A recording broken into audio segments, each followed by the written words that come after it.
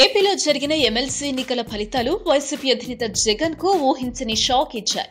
Rayalaseema MLC ఎన్నికల బలంగా ఉన్న వైసీపీ ఓడిపోవడంతో ఇప్పుడు వైసీపీ ఎమ్మెల్యేల్లో అంతర్మథనం మొదలైంది.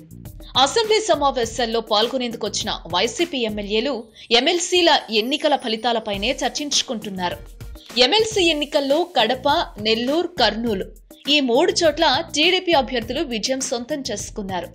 నెల్లూరు, కర్నూలులో టీడీపీ విజయం మామూలే అయినా కడపలో గెలుపొందడం పార్టీ శ్రేణుల్లో భారీ ఉత్సాహం నింపింది. ఈ ఫలితాలపై ఏపీ అసెంబ్లీ లాబీలో వైసీపీ ఎమ్మెల్యేలు తమ ఫ్యూచర్ గురించి కూడా చర్చించుకుంటున్నట్టు మీడియాలో కథనాలు జోరుగా వస్తున్నాయి. కడపలో కీలకమైన వైసీపీ అభ్యర్థి వివేకానందరెడ్డి ఓడిపోవడంతో వైసీపీ ఎమ్మెల్యేలు రాజకీయంగా తమ భవిష్యత్తుపై ఆలోచనలో ఉన్నట్లు తెలుస్తోంది. ఈ ఎన్నికల ఫలితాల దెబ్బతో సుమారు 10 మంది ఎమ్మెల్యేలు జగన్ కు షాక్ ఇచ్చి టీడీపీలోకి వెళ్లేందుకు సరైన టైం అని అనుకుంటున్నారట. ఈ రిజల్ట్ తర్వాత వైసీపీ ఎమ్మెల్యేలు మరికొందరు పార్టీ మారినా ఆశ్చర్యపోనక్కర్లేదని చర్చించుకుంటున్నట్లు మీడియా వర్గాల్లో చర్చలు జరుగుతున్నాయి.